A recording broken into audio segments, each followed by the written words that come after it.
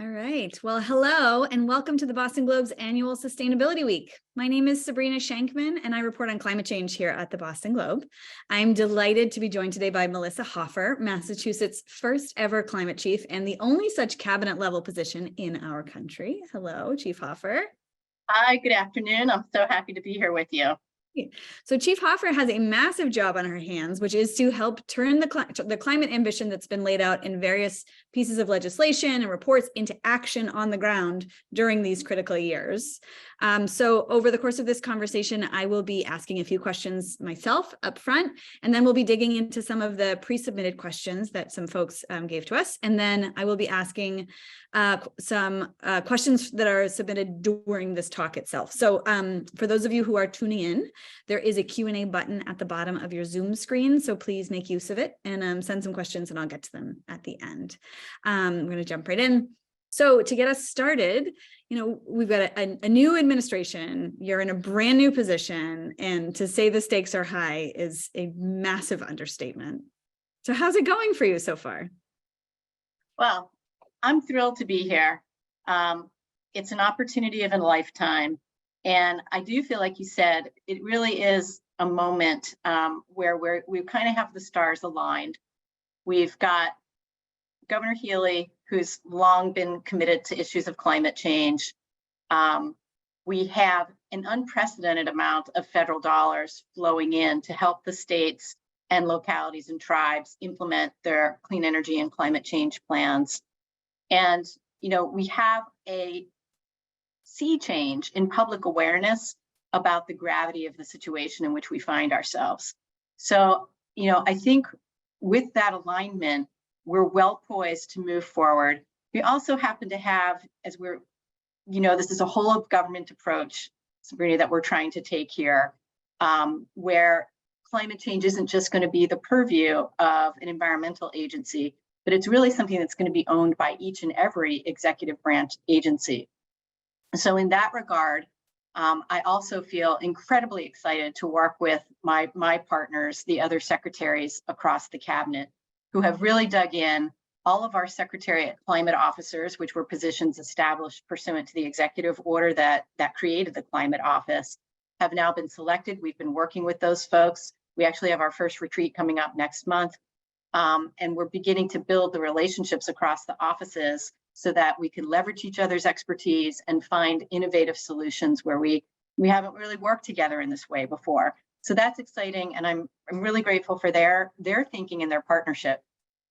Yeah, when we talked before for a story I wrote not long after you took over your position, I was interested to hear about how the reality is there's these really ambitious pieces of legislation that touch on all parts of government in ways, but if you're in those parts of government that have not traditionally been agents of climate response, even knowing what those are, how to prioritize them, how to approach them could be fairly daunting. And so part of your job is to help kind of marshal folks, get them aligned with what are we even required to do? And then what are the steps to achieve them, right?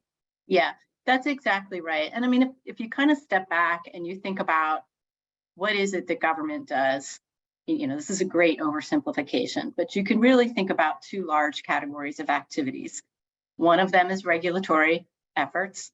Right, those are things like the Wetlands Protection Act or the laws that regulate how we protect patients who are obtaining health care. And then there are spending, right? Mm-hmm. So it's all the things we do in terms of how we buy stuff. The state government buys a lot of things. The federal government buys a lot of things. We build a lot of things. We spend money. We give grants. So those are the places where we have the most ability to change what we're doing. And that change makes a big difference. Let's just take the example of procurement, for example. The federal government has a Buy Clean initiative that we signed on to in this spring. And that's really trying to get the states to partner with the federal government and help to create markets for more lower embodied carbon products. So that is, we create a demand then. For the Department of Transportation, for example, it's a big construction agency. They do a lot of building. And if we can get them beginning to think about buying lower embodied cement or steel products that are made with, decreased carbon intensity, those are ways that we can help create and shape the market for that. And the same is true with other clean tech technologies. So that's a big thing we can do with our dollars. Another thing we can do is federal government's been doing this as well. When we purchase things from vendors, we can begin to effectively take into account carbon. And a first step would be, do a carbon disclosure consistent with the requirements of the Carbon Disclosure Project. Tell us about your emissions. Tell us what your plan is to reduce those emissions. And that's one way, if you want to be working with the state and having the benefit of the state as a contract purchaser, we can begin to drive the expectation and change the expectation that we're also going to be expecting that you're minding your greenhouse gas emissions. So not a carbon tax per se, but an approach that prioritizes vendors or companies that are doing better when it comes to carbon emissions. And even raising awareness as a first step, making sure that the folks who we're working with understand that that's an important value for the state. Yeah. Okay. So you haven't been in your position that long, but obviously with your background in the Attorney General's office, you've been in the mix for a while now. I'm curious, if you had a time machine, what is a concrete step that you would go back 10 years ago and implement at a government level? Like, what's something you wish we had started then that we didn't? Do I have a time machine and a magic wand, or just a time machine? You can have a magic wand too. Well, look, if I had a time machine and a magic wand, I would go back 40 years.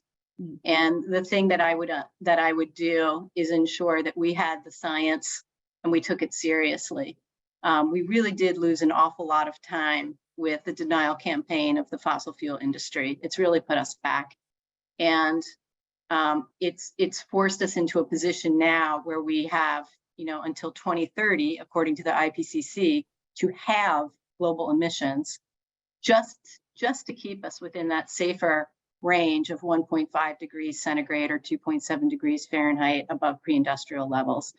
So now we have very steep emissions reductions to do while we're also doing the work of adaptation and resilience.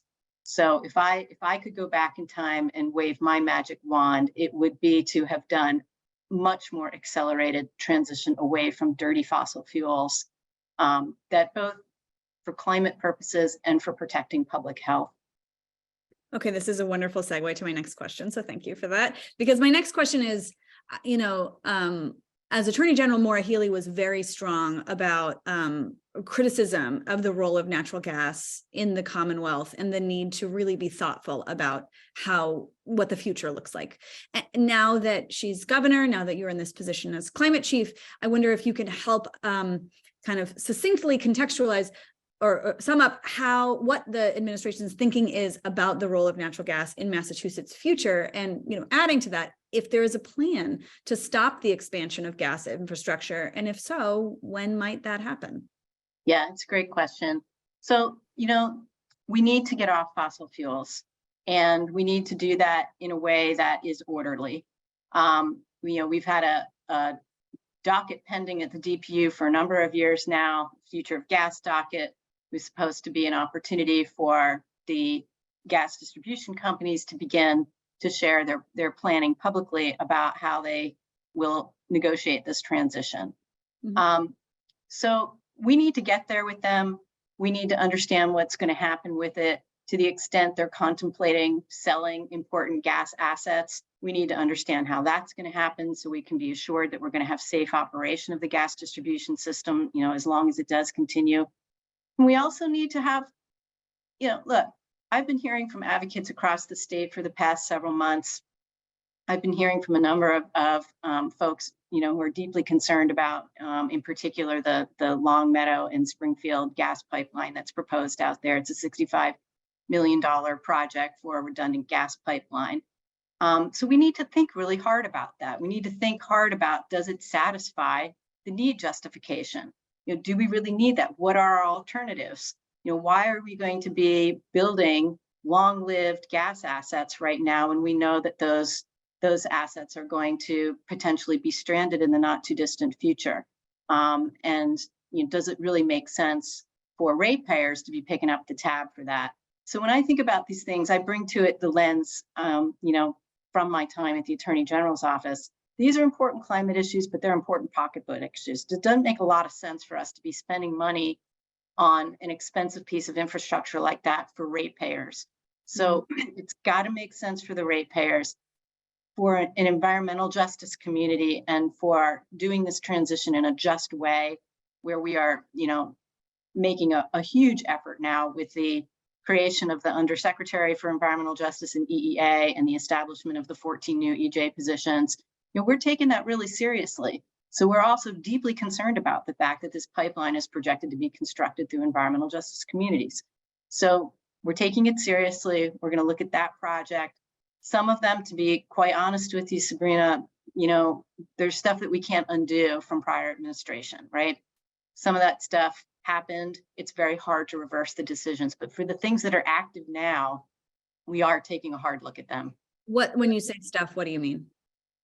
Well, the Peabody Peaker, for example, I think that's one where there's not a lot a new administration can do with decisions that are already made. Okay.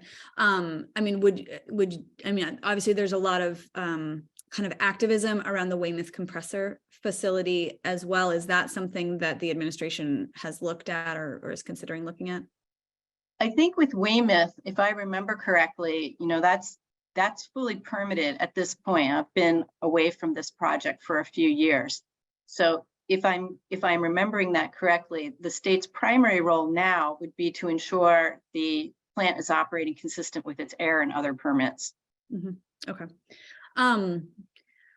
All right, I'm going to selfishly give myself one more question before I turn it over to some of the audience questions. But I want to talk about mode shifting, which is this really important part of the climate transition that I don't think we talk about very much. We talk so much about let's get gas drivers into electric vehicles, but obviously that's just a piece of the puzzle, because if you don't also convince many of these people to drive less or ditch their cars entirely for walking, biking, and public transit, we haven't really done what we need to do.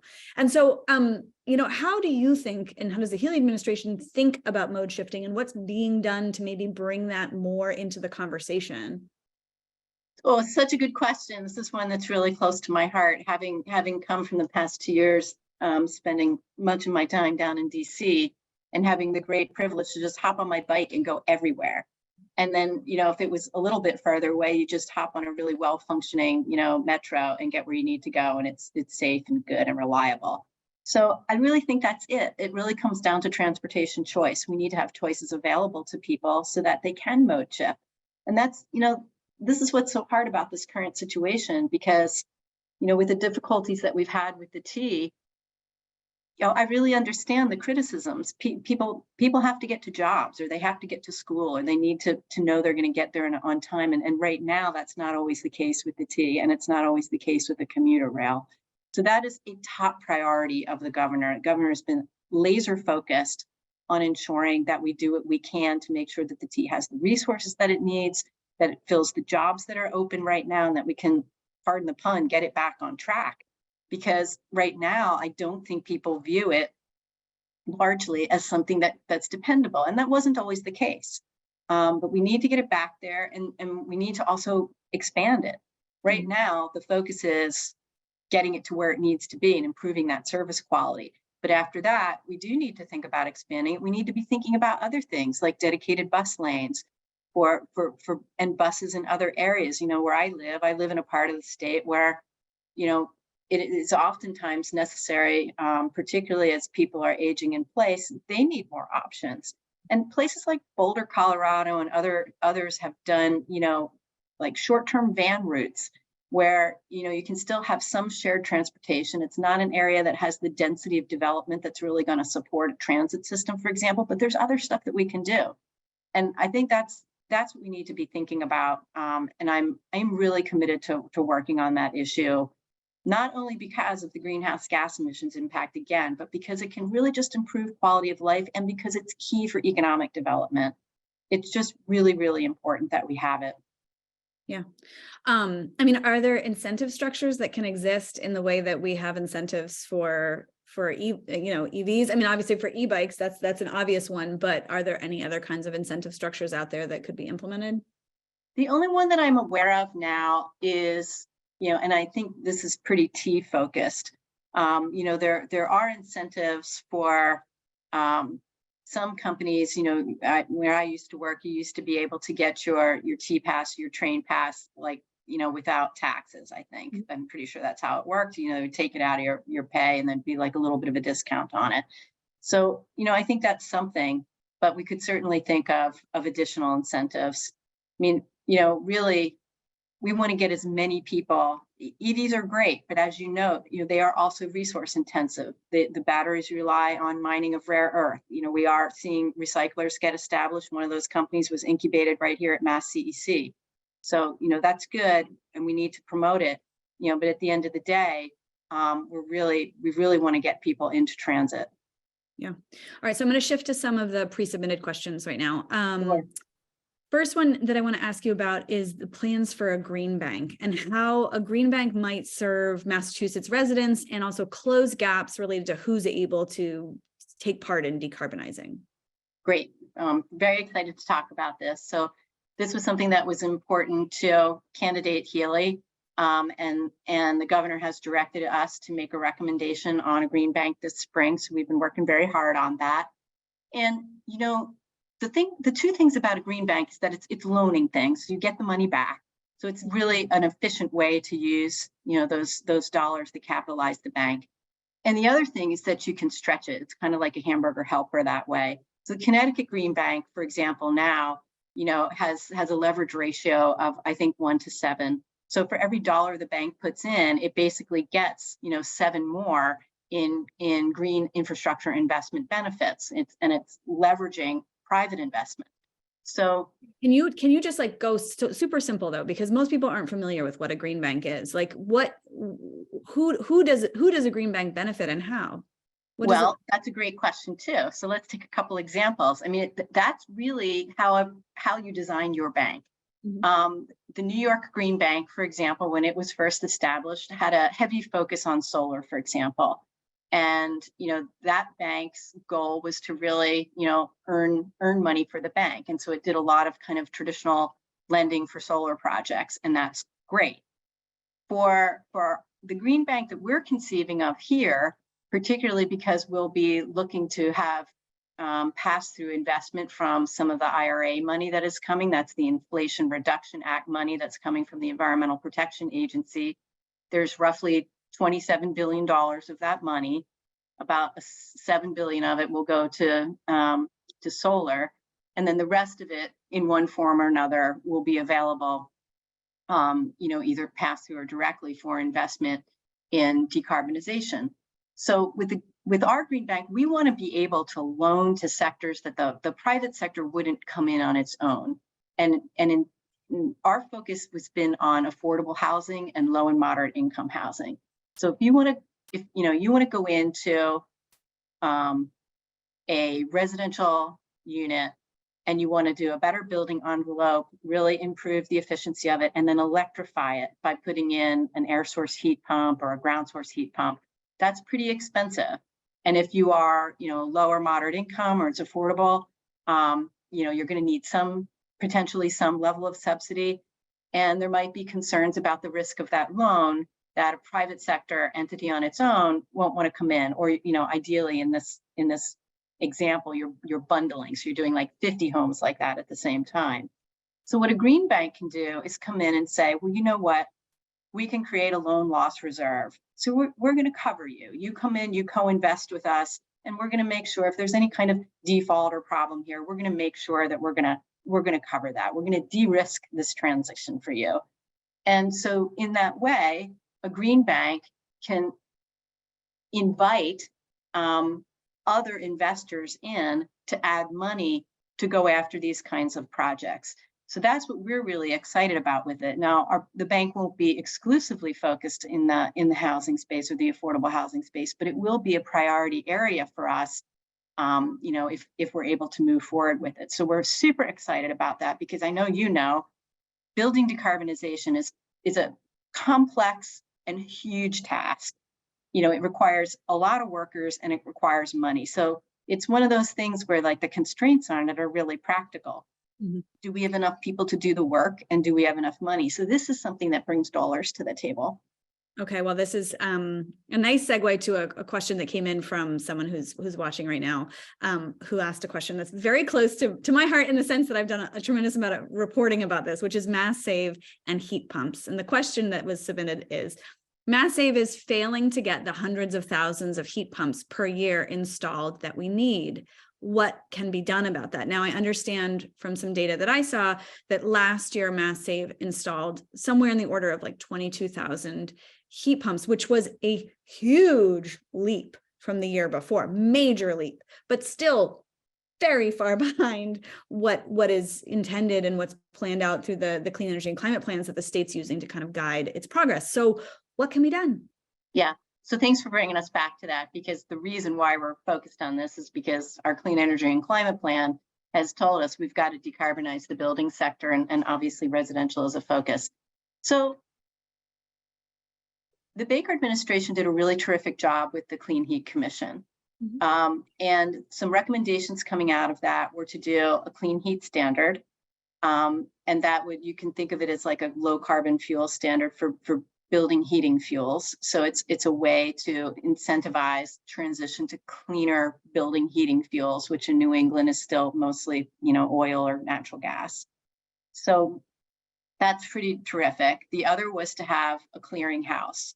So if you're a person, you're probably hearing this all the time too, and you want to decarbonize your house, or you want to get an induction stove, it's actually kind of hard to figure out in one place where all the incentives that you're eligible for, and also to get help with the financing.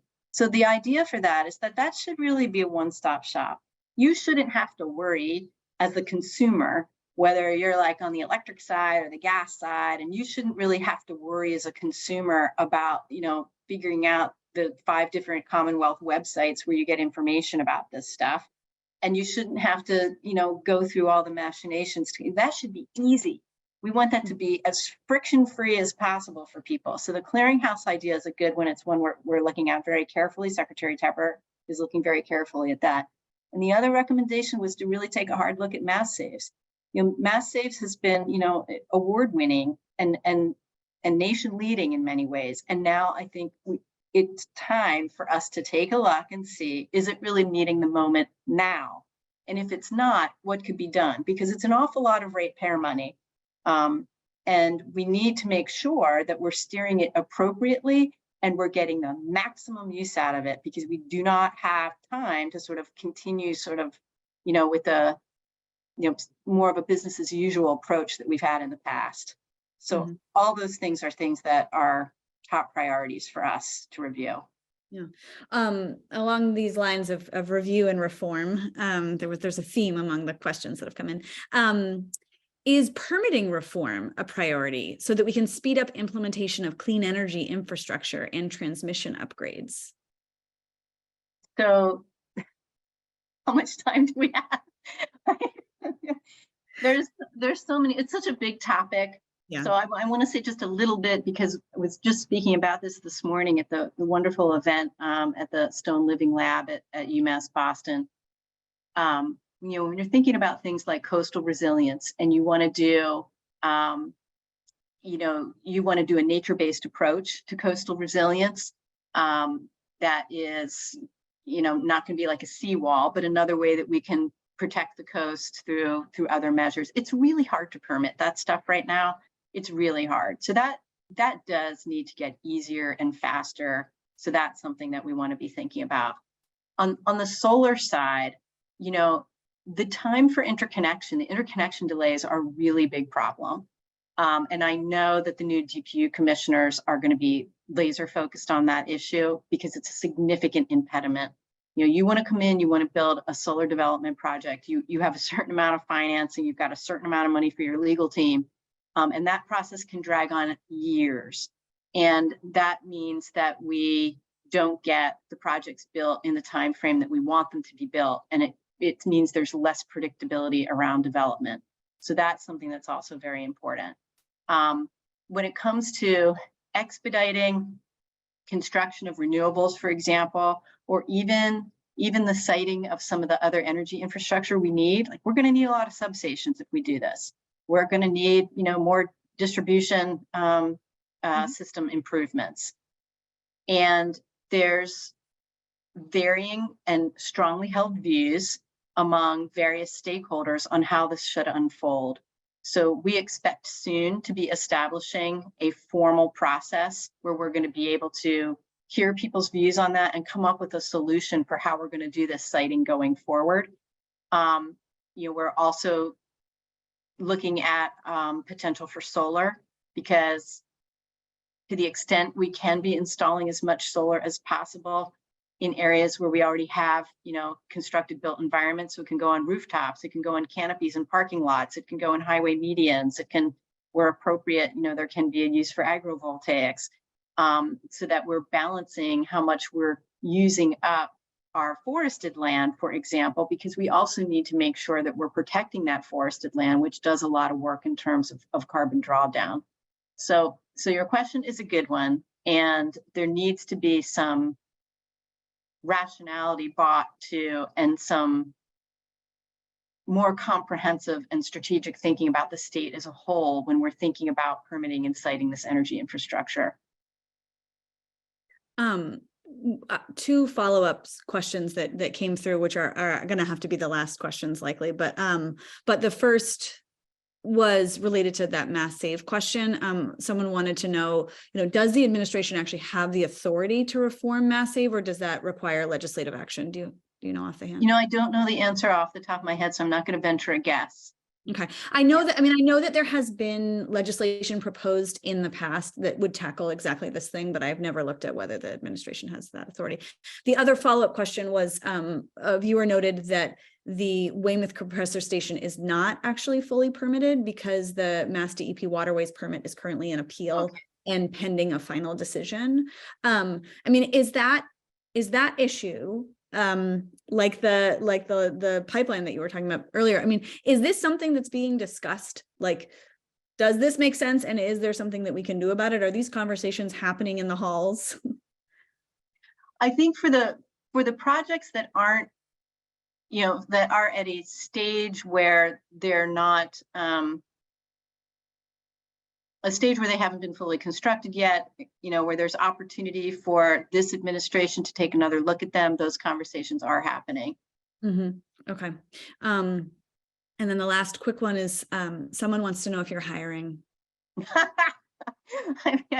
I wish we were hiring.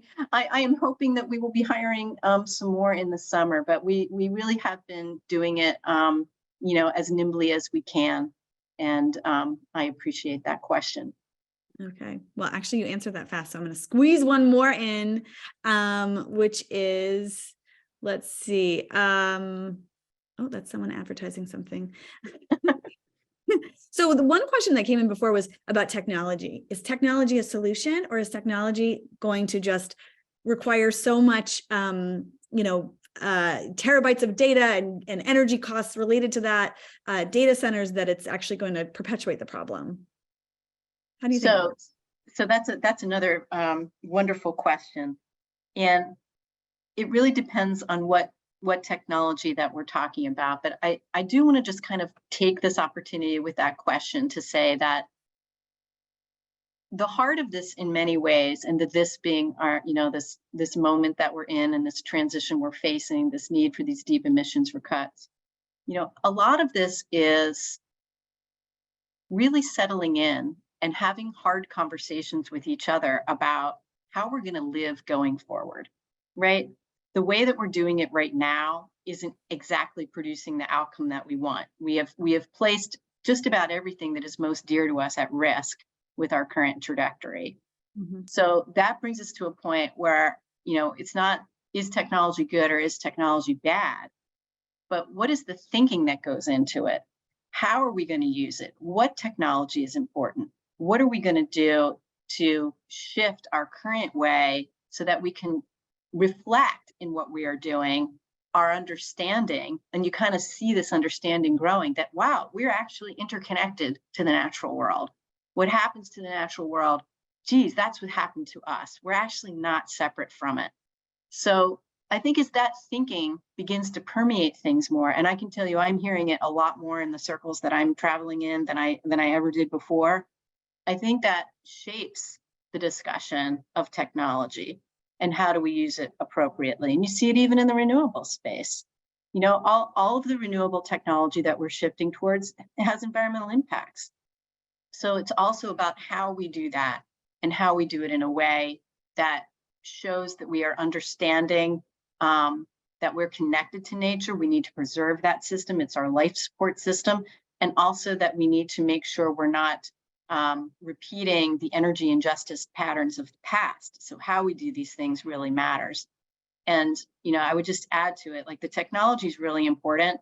You know, if we get CCS, you know, down to a price and we can deploy it in a way that makes sense, that's going to be a game changer, but that's a little ways off. Meanwhile, you know, the best carbon and capture sequestration we have right now, I can see a couple of them outside my window, and those are trees.